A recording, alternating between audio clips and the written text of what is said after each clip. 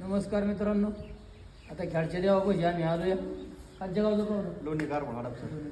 त्यांनी काय आपण युट्यूब बघितल्यामुळं आता इथं आमची ओळख झाली देवामुळं. पण खेळचा देव म्हणजे आमचा पाहुणाच आहे.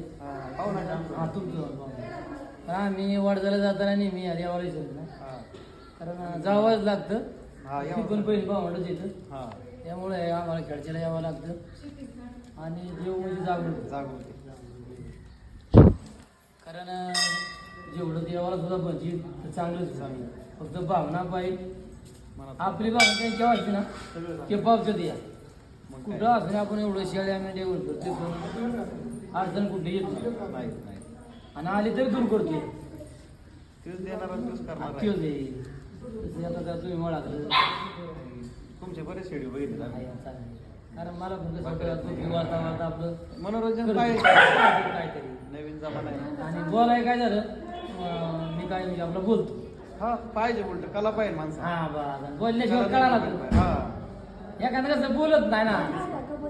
हा बाजारात सुद्धा कुठला धंदा बोललो तर नाही बोललो काय वापरणारच नाही. हा बस किंवा एखादा माणूस असतो पण माणसं